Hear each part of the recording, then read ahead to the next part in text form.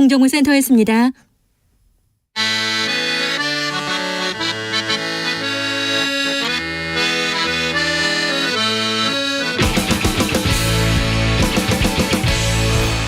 역사를 잊은 민족에게 미래는 없다. 역사에서 배우고 미래를 열어가겠습니다. 애국심으로 미래를 여는 남자들, 애국미남단. 애국미남단 1호 역사학자 전호영 교수 오셨습니다. 어서 오세요. 네, 안녕하세요. 네. 자동으로 제가 2호가 되고 싶은데 거기까지는 잘 모르겠습니다. 교수님 어떻게 지내십니까 요새? 뭐 그냥 지내죠. 네. 그냥 저냥 지냅니다. 잘 지내셔야 되는데요. 예. 저 신냉전 시대, 그러니까 우크라이나에서 전쟁이 일어나고요. 평화는 가고 전쟁, 갈등, 이렇게 갈등의 시대가 도래했다, 이런 얘기도 합니다. 한국만 봐도 미국과 일본과 이렇게 가까워지고 중국과 러시아와 이렇게 조금 소원해지면서 구한말 한반도를 보는 것 같다, 이렇게 우려하는 사람도 있는데요. 선생님, 구한말 한반도를 놓고 강국들의, 열강들의 격전이 있었습니까? 격전이라기보다는 각축이라고 보통 표현을 하죠. 네. 이제 본래 일본이 네. 이제 메이지 유신을 하고 나서 네. 뭐 그 전부터 시작된 좀 이론이긴 합니다만은 서세동점으로 당시 세계를 인식을 했죠. 네. 그러니까 유럽 세력이 자꾸 동양으로 들어온다. 이거 조금 말씀을 드리고 들어갈게요. 우리가 동양 서양 그러는데 이거 지도에 그릴 수가 있는 건가요? 아니, 동그랗죠. 지구는 동그란데 동양, 그거는 누가 그어놓은 그래도 거죠. 지금 우리가 동양 서양 그어놓은 거라고 하더라도 네. 그 선이 어딜까요? 동양은 어디서부터 시작할까요? 그러게요. 그런데 그러니까 유럽인들은, 이제 그리스인들은 네. 자기네 지중해 동쪽에 있는 터키를 오리엔트라고 불렀죠, 처음에. 예. 그리고 그 사람들의 세계 인식이 넓어지면서 점점 동쪽이 넓어지는 거예요. 인도도 생기고, 그렇죠. 중국 생기고. 예, 그러니까 이 터키, 튀르키예죠. 네. 튀르키 소아시아 일대는 이제 가까운 동양, 그래서 근동, 네. 니어리스트가 되죠. 네. 그다음에 그보다 조금 먼 쪽이 이제 중동. 예.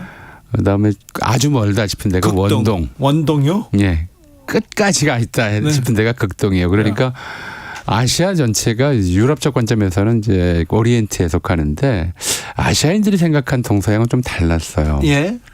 그러니까 원래 양이라고 하는 한자어는 우리가 해, 양 둘 다 바다라는 뜻인데 이건 큰 바다 양이라고 그래요. 다른 말로 하면 땅 끝이라고 보면 돼요. 예. 무슨 뜻이냐면 해라고 쓰는 거, 우리가 뭐 서해, 황해, 동해 이렇게 쓰는 그런 바다들은 사람이 배 타고 건너갈 수 있는 바다고요. 네. 양이라고 쓰는 대서양, 태평양, 인도양 그런 것들은 네. 콜럼버스 이전에는 네. 거기까지 건너갈 수가 없는 바다라고 생각했어요. 가면 안 돼요. 거기는 완전히 끝이라고 지구 봤던 끝이에요. 거죠. 예, 네. 그래서 양이라고 봤는데 아하. 송나라 때 동양서양이라는 단어가 처음 나온다고 그래요. 중국 그 문헌에는요. 네. 근데 송나라 사람들이 생각한 서양은 지금의 지중해였어요. 그 당시에 지리관에서 직접 가본 것도 아니고 네. 그래놓고 지중해를 서양이라고 불렀고, 그게 이제 땅덩어리의 서쪽 끝이라고 본 거죠. 그리고 그 사람들이 생각한 동양은 당연히 이제 지금의 필리핀이나 하면 이쯤 되는 것 같아요. 아하. 그러니까 한 10여 년 전, 그때 이제 중국이 좀 90년대 들어오면서 개혁 개방 시작하고 2000년대 이후에 좀 경제 성장이 빨라지면서 이 사람들이 좀 대놓고 세계에 대해서 큰 소리를 치기 시작하는 때가 네. 있었어요. 네. 그 전까지는 우리가 보통 이제 동양 삼국 이런 얘기를 해요. 그럼 어딘지 당연히 알죠. 동양 삼국 그러면 한중일을 동양 삼국이라고 많이 이렇게 불렀었는데 네. 중국 사람들이 거기에 반발을 안 했었는데 네. 한 2000년대 후반부터는 반발을 하기 시작해요. 우리가 왜 니네들하고 같이 끼냐, 이렇게 생각하면. 그렇죠. 우리는 중국이지 왜 동양이냐는 거예요. 아, 그렇죠. 예, 우리 동양이 아니다, 중국이다. 어허. 중국의 동쪽이 동양이고 중국의 서쪽이 서양이다, 이렇게 본 거죠. 중국에서는요? 예. 예. 반면에 일본인들은 이제 이런 송나라 때 인식을 가지고 하는, 송나라 사람들이 그래서 지중해를 서양이라고 그랬는데 나중에 지중해 서쪽에 지중해보다 더 큰 서양이 있다라는 걸 알게 됐어요. 예. 그래서 대서양이라는 이름이 붙은 거예요. 아, 그렇군요. 예. 그리고 일본 사람들이 생각한 동양은 이제 이런 중국인들의 인식을 가지고 와서 대략 이제 이 중국과 일본, 조선 필리핀 이런 지역들을 이제 동양이라고 부르기 시작한 거죠. 그러니까 아메리카는 이 동서양 개념에서 빠져 있어요. 예. 근데 이제 일본인들이 1850년대 이제 미국 페리에 의해서 강제 개항을 한 다음 그 전부터 사실은 뭐 포르투갈이나 네덜란드인들이 이제 일본에 왕래하곤 했었습니다만은 세상이 이제 서양 세력이 계속 동쪽으로 침략해 들어오는 상황이다. 이때 이런 상황에서 일본이 이들에 맞서기 위해서는 어떻게 해야 되는가. 동양 세력이 힘을 합쳐야 된다고 생각을 했어요.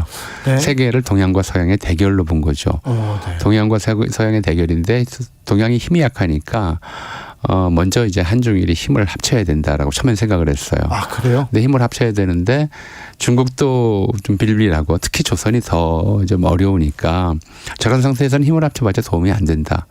그래서 조선을 문명개화의 길로 이끌어서 힘을 합치자. 이걸 아세아 연대론이라고 그래요. 문명개화의 길로 이끌기 위해서 필요한 게 일본의 침략이었던 거죠. 아, 네. 그래서 조선을 침략해서 일본에 이제 붙이겠다고 하는 의도는 1850년대 말부터 일본 내에서 이제 퍼지기 시작했고, 그래서 그 이후에 적어도 청일전쟁 때까지, 아니 사실은 1910년 이제 강제 병합으로 자기들의 목적을 이루는데 조선을 이제 일본의 세력권 하에 두거나 병합하는 것이 일본의 국가적 목표가 되는 거죠. 반면에 청나라는 오랫동안 병자호란 이후에 조선을 이제 준 속국이거나 속국과 비슷한 이제 상태로 취급해 왔기 때문에 조선을 빼앗기지 않는 것이 자기들의 이제 국제적 지위를 유지하는데 대단히 중요하다라고 판단을 했어요. 그래서 청일전쟁 때까지 1860년대부터 또 구체적으로는 1876년 우리가 개항 강화도 조약을 체결한 이후부터 1894년 청일전쟁 때까지 한 20년간은 조선에서 청나라와 일본이 서로 자기 세력을 키우기 위해서 다투는 과정, 그러니까 각축기 벌어졌던 것이고, 청일전쟁에서 이제 일본이 1차 이겨서 그래서 조선에 대한 영향력, 지배력을 확보했다고 판단했을 때 삼국 간섭이 일어나죠. 러시아, 독일, 프랑스가 이제 일본에 압력을 행사해서 랴오둥 반도를 청나라에 반환하게 하고 하는 일이 있었잖아요. 그 뒤로는 이제 러시아와 일본이 이제 한국을 두고 한반도를 두고 서로 세력을 확장하기 위해서 각축전을 벌이는 그런 상황이 벌어졌기 때문에 구한말은 이제 그 전반기를 놓고 보자면, 그러니까 1894년 이전을 놓고 보자면 청일의 각축기, 1894년부터 1910년까지, 그러니까 1905년이죠 사실은. 러일 전쟁 끝날 때까지 한 20년간은 또 러일의 각축기였다고 볼 수 있겠고요. 그 당시 그래서 우리의 외교적 과제는 이렇게 우리나라를 마치 식탁 위에 올려진 음식처럼 취급하는 열강들 사이에서 어떻게 독립을 유지할 수 있을 것인가, 이게 최대의 이제 고민거리였죠. 고민거리였습니다. 난데없이 윤 대통령 입에서 위안스카이 이름이 나왔는데, 위안스카이는 청나라 사람이고 조선에 아주 젊었을 때 조선에 왔었죠. 근데 젊었을 때 왔는데 그 당시 이른바 세계적 정세나 우리 좀 관리명 시스템, 귀족주의가 좀 영향을 미치던 그런 시대에서 보면 위안스카이가 당시 조선에서 최고의 실권자라는 말을 평가를 받았던 민영익보다 한 살이 많아요. 아, 그래요? 예. 민영익보다도 한 살이 많아요. 그래서 젊긴 했는데 20대 초반의 나이에 20대 초반이었잖아요. 예, 초반에 왔는데 민영익이 그렇게 젊었습니까? 예. 갑신정변 때 김옥균의 칼 맞았 저 개화파 군인들에게 칼 맞아서 사경을 헤맸던 민영익이고 1882년에 미국의 보빙사로서 우리나라 대표 사절로 미국에 갔던 그 민영익이 위안스카이보다 한 살 어려요. 아, 그래요? 예. 20대 초반이었죠, 둘 다. 1882년에 이제 이모군란 또는 이모군린 폭동이라고 하는 사건이 일어나죠. 그리고 군인들이 폭동을 일으키니까 진압할 수가 없잖아요. 군인으로 진압해야 되는데 군인들이, 그것도 서울을 지키던 군인들이 폭동을 일으켰는데 수방사에서 지금 쿠데타가 일어난 거예요. 그래서 아유 무서워 그러면서 청에 얘기하죠. 그러니까 청나라의 그 전에 이제 영선사라고 해서 김윤식, 뭐 어윤중 이런 사람들이, 이제 영선사란 뭐냐면 선발된 인재들을 인솔해서 간 사람이란 뜻이에요. 사절단이라는 뜻이에요. 중국에 유학생을 보냈던 거죠. 근대기술 유학생을 보냈던 사람들인데, 영선사로 가 있던 김윤식, 어윤중 이런 사람들이 이제 조선의 국내에서, 또 서울에서 군인들이 폭동을 일으켰다 하는 소식을 듣고 청나라 이홍장한테 네. 사정을 하죠. 이홍장. 예, 이거 리훈장이라고 또 예, 중국식 예. 발음으로 하면 예. 하는데 조선에 좀 군대를 보내서 난을 진압해달라고 군인이 난을 일으켰으니 우리가 어떻게 할 수가 없다. 예. 이제 이렇게 됐던 거죠. 그래서 당시 광종 수사제독이었던 우장칭이라는 사람을 네. 그 사람도 수군 통령이었어요. 네. 그러니까 이 수군 통령이라고 제가 말씀드렸는데 이 통령이라는 직함에서 대통령이라고 하는 관직명 그 직함이 나온 거죠. 아, 그래요? 예, 네. 일본이 번역한 건데 네. 한 4천 명 정도 이제 수군 그 청나라 군대를 이끌고 조선에 보내는 거죠. 참고로 말씀드리면은 좀 연희동에 예. 한성 화교 중고등학교가 있어요. 네. 그 한성 화교 중고등학교 교정에 가면 예. 이제 운동장 저쪽 단상 쪽 있죠. 왜 예. 교단 단상 쪽에 장계석, 예. 장제스 동상이 서 있고요. 예. 그 뒤로 들어가면 사당이 하나 있어요. 예. 오무장공사라고 해서 오무장공사? 예, 무장공이라고 하는 그러니까 우리가 충무공모 할 때 직함이 아니고 시호죠. 시호. 예, 예. 고종이 내려준 시호예요. 예. 그것도. 고종이 의모군란을 진입해 준 공을 치하하면서 왜냐하면 그 다음에 중국으로 돌아가서 바로 죽거든요. 죽어서 그 사람을 이제 기리는 사당을 세워줘요. 예. 오무장공사라는 걸 세워줍니다. 원래는 동대문 쪽에 있었는데 50년대 화교 그 중고등학교가 이제 연희동 쪽으로 이사하면서 그때 예. 같이 따라왔어요. 예. 거기서 지금은 모르겠는데 한 20년, 10여 년 전까지만 해도 한국 화교들이 봄, 여름, 가을로 좀 그 모임을 갖고 냈었어요. 예. 그러니까 한국 화교의 조상신, 예. 비조, 그러니까 바로 이 우장칭이에요. 아, 네. 그 우장칭 사당에서 이제 한국 화교들의 역사가 시작되었다 이렇게 얘기를 하는데 왜 그러냐면 이때 군인들과 더불어서 한 50명 정도의 청나라 상인이 네. 따라 들어오거든요. 이모군란 때요? 예, 그래서 예. 이 상인들이 군대에 필요한 물품들을 조달하는 역할들을 해줬기 때문에 아, 네. 그리고 이 사람들이 이모군란 끝나고 군인들이 돌아갈 때도 안 돌아가고 여기서 장사를 계속하면서 아하. 한국 화교의 역사가 시작된 거예요. 아, 그때요? 그 이전에도 중국인들이 우리나라에 들어온 적은 있었겠지만 또 네. 있었지만 또 한국인 중에서 자기 성씨가 중국에서 유래했다. 예를 들어 석씨처럼 네. 이렇게 생각 믿는 분들이 꽤 많지만 실제로 공식적으로 중국인의 정체성을 가지고 중국 국적을 가지고 한국에 들어와서 계속 산 사람들의 역사는 그때로 시작되거든요. 아, 역사적으로는요? 그때부터 시작돼서 네. 오무장공사라고 하는 것이 이 우장층의 한국 화교의 비조로 돼 있는데 네. 거기 가면 거기 이제 나중에 중화민국 선포 이후에 대총통이 일단 되었었던 위안스카이가 직접 써준 휘호가 있어요. 예. 그래서 현판이 거기에 걸려 있죠. 위안스카이. 위안스카이의 상관이었거든요. 네. 이 우장층이. 아하. 또 좀 얘기 나온 김에 예. 뭐 시간이 괜찮습니다. 많을지 모르지만 지금 서울의 을지로라고 하는 도심부의 을지로라고 하는 길이 있어요. 종로 을지로 충무로 할 때 을지로 있죠. 예, 청계천 남쪽 변에 네, 네. 거기가 이제 1946년 10월에 을지로라고 명명을 해요. 예. 조선시대 그 길의 이름은 이제 구리개였었고요. 아, 그래요? 또 그중에 일본 또 곤당골이라고 불리기도 했어요. 그 명나라 때 중국 명나라에 사신으로 갔던 조선의 역관 홍순원이라는 사람이 어떤 좀 기생을 돈을 주고 구해줬는데 네. 이제 자기 아버지 장례비가 없어서 자기 몸을 팔아서 기생이 됐던 사람을 그 몸값을 대신해주고 구해줬는데 그 사람이 명나라 예부상서 부인이 되었고 그 다음에 사신으로 갔을 때 그 은혜를 갚는다고 엄청난 양의 비단을 이렇게 선물로 줬었다고 그래요. 네. 그걸 비단을 받아가지고 왔기 때문에 네. 그 홍순원이 살던 집 동네를 그런 고운 비단으로 이제 가득 찰 만한 그런 동네다 해서 고운담골이라고 부르다가 아하. 그 말이 좀 변해서 곤당골이 됐었고요. 네. 구리개 곤당골로 불리던 곳이 일제강점기에는 이제 한자로 황금정 그리고 일본말로 고간해초 이렇게 불렸었는데 이 우장층을 따라왔던 화교들 하고 네. 저 중국 상인들하고 그 다음에 지금 그 프라자 호텔 맞은편 조선 호텔 바로 옆에 있는 저 원구단 네. 자리 있죠. 예. 그 자리가 본래는 이제 남별궁이라고 불렀어요. 조금 더 말씀을 드리면 네. 원래는 이제 조선 태종이 부마 조대림한테 지어준 집이 있었어요. 예. 그리고 이제 부마였으니까 두 번째 딸, 둘째 딸의 부마 있고 둘째 딸의 집이라고 해서 그 둘째 딸을 소공주라고 그랬거든요. 네. 그래서 거기에서 소공동이구나. 예, 소공주동 부르다가 주자를 빼고 소공동이 돼서 오랫동안 불리다가 예. 임진왜란 때 명나라군이 이제 그 집터에 주둔을 해줬어요. 예. 그러면서 그 이후로 이제 선조가 거기를 몇 번 왔다 갔다 했기 때문에 남별궁이라 불렸고 청나라가 이제 들어선 다음에는 청나라 사신들이 거기서 숙소를 썼어요. 예.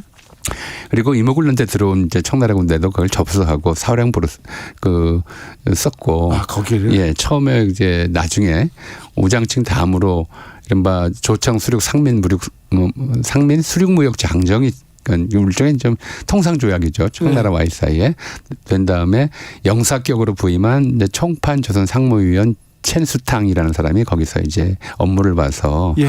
고기를 중심으로 해서 중국인들이 많았어요. 예. 그러니까 중국인들이 많이 살던 거리니까 예. 해방 이후에 예. 중국인들의 기운을 좀 억누르려면 을지문덕 장군이 필요하다. 예. 그래서 을지로라고 이름을 붙였던 거예요. 그러니까 그 그렇군요. 일대가 그러니까 네. 지금의 서공동, 을지로, 명동이 이제 네, 중국 네. 대사관이죠. 그렇죠. 그 일대까지가 중국인들의 이제 세력권이었고 특히 네.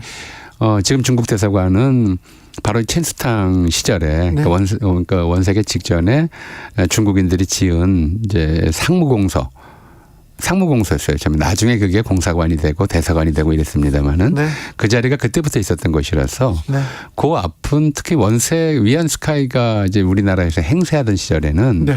그 앞길을 원대인 진전 이렇게 불렀어요. 그 동네를요? 예, 원세계 앞 있는 군진의 앞길이다 그래가지고 네.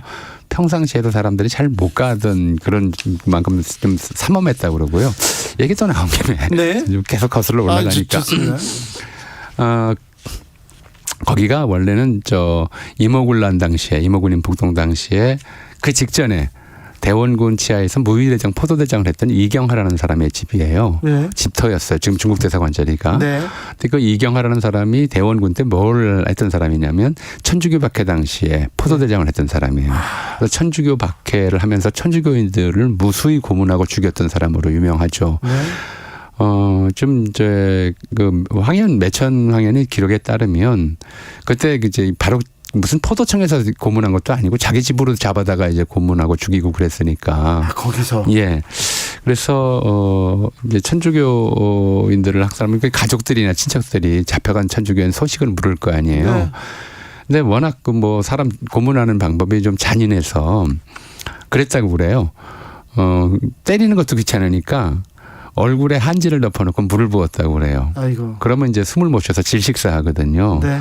그래서 이제 가족들이나 친척들이 찾아와서 안부를 물으면 거기 있던 군인들이 그렇게 대답을 했다고 그래요. 얼굴에 종이를 덮어놔서 알 수가 없다 누군지. 아이고. 그 얼굴에 덮은 종이를 도모지라고 그랬다고 그래요. 네. 용모를 덮은 종이. 예. 거기서 도무지라는 말이 나왔다는 이야기가 있어요. 그만큼 도무지. 그만큼 이제 그 지역 그 자리가 대원군 때부터 네. 또 1894년까지는 굉장히 한국인들이 보통 사람들이 네. 좀 낮에도 귀신 나올까봐 한이 맺힌 동네네요. 그런 곳이었어요. 네. 그런데 위안스카이가 이모군란 당시에 23살의 나이에 군대를 이끌고 옵니다. 그래서 예. 위안스카이가 내정 간섭하고 조선 땅을 좌지우지했습니까 그때? 그러니까 바로는 아니고요. 예. 이제 1882년은 이모군란 진압차 왔었고 이제 주력군하고 이제 대장이었던 우장층은 이제 난이 진압하고 나서 얼마 안 있어서 1883년에 이제 돌아가고요. 한 1000여 명 되는 이제 주둔군의 책임자로서 조선에 남아 있었던 것이죠.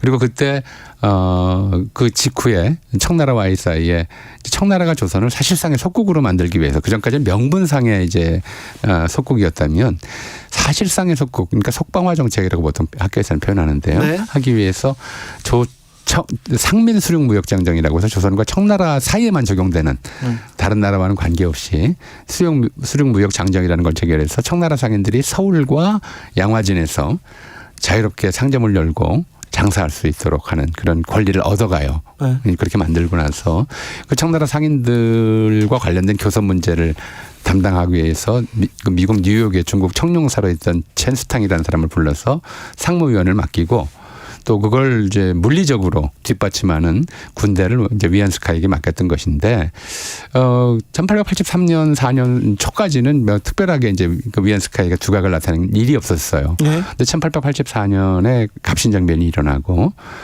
갑신정변이 일어나서 이제 당시에 민영이 거의 뭐 죽을 지경이 되고 주요 이제 이른바 수구파 대신들이 목숨을 잃거나 이제 이런 사태가 벌어지고 고종 자신이 인질로 잡혀 있었을 때 위안스카이가 군대를 끌고서 창덕궁에 들어가서 고종을 이제 자기 표현으로 하면 구출해내고 그리고 나서는 사실상 이제 당시 국내에 있던 서양인 외교관들은 위안스카이를 일종의 거버넌스 제너럴 총독과 마찬가지 지위를 누리고 있다. 고종도 그 앞에서는 꼼짝하지 못한다라고 얘기할 정도로 전횡을 했죠. 네. 그러니까 이제 이홍장의 지시를 받아서 조선을 청나라의 일종의 사실상의 속국으로 만들기 위한 그런 이제 정책들을 진행했던 것이 대표적으로 청나라 차관을 받아서 우리나라 해관사를 담보로 차관을 받아서 이제 뭐 자기들에게 필요한 그런데 전신선 깔게 한다든가 네. 중국과 조선 사이에 연락망을 정비한다든가 이런 쪽에 좀 쓰게 하는 일들을 하면서 실제로 이제 인사에도 관여를 했고 그런 일이 벌어졌어서 오죽했으면 이제 그 이홍장 밑에서 배운 사람 있었던 사람이 독일인 멜렌더르프거든요. 네. 이 사람이 외화문 이제 처음에는 협판이었다가 참이었다가 외화문 협판이 돼서 우리로 치면 외교 차관 정도 되는 직함까지 올라갔어요. 예. 이 사람이 이 중국의 특히 이홍장과 위안스카이의 내정 간섭이 도를 지나쳤고 조선이 이제 잘하면 좀 잘 될 나라인데 청나라가 이걸 집어삼키려고 한다는데 지금 불만을 품고 네. 이홍장을 배신하고 예. 고종과 함께 이제 위안스카이와 청나라 세력을 몰아내기 위한 네. 그런 일을 벌이기까지 했었죠. 예. 5166님께서 역사 공부 아주 재밌어요. 얘기하는 전우영 선생님은 아는 게 진짜 많잖아요. 그래서 먹고 싶은 것도 많으실 것 같아요. 먹고 싶은 건 별로 없습니다. 아, 그래요? 예. 자, 역사학자가 본 싱하이밍 사태라고 볼 수 있는데 싱하이밍 대사가 야당 대표를 불러다 놓고 15분 동안 정치적인 메시지를 이렇게 툭 던졌습니다. 그 이후에 또 한중 관계가 약간 얼어붙기도 했는데 역사학자가 본 싱하이밍 사태 어땠습니까? 근데 그런 메시지가 이제 중국 정부가 대사를 통해서 네. 그 각국에 보내는 메시지들이 뭐 좀 특별히 달랐다면 좀 모르겠는데 네. 우선 첫 번째로 좀 이걸 좀 짚어보죠. 1880년대 그러니까 갑신정변 임오군란과 갑신정변을 겪고 난 다음에 조선에서 청국 그 외교대표 네. 직함도 거창했어요. 예.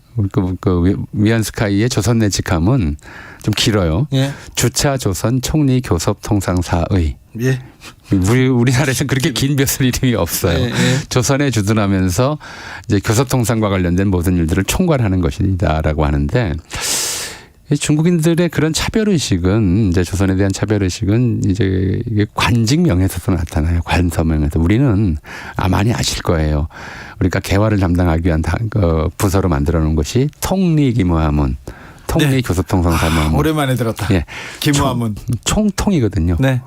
총이 통보다 한 윗급이에요. 예. 그러니까 조선에서는 총자를 못 써요. 아하. 나중에 이제 갑오개혁 이후에 총리라는 말을 쓰지. 네. 그 전까지 우리는 통리라고 써야 했고요. 네. 중국인들이 총리라고 썼던 거죠. 네. 근데 그 위상이나 지위를 보면 사실은 1880년대 시점에서 지금 우리에게 그 정도 위상을 갖고 있는 나라는 미국이죠.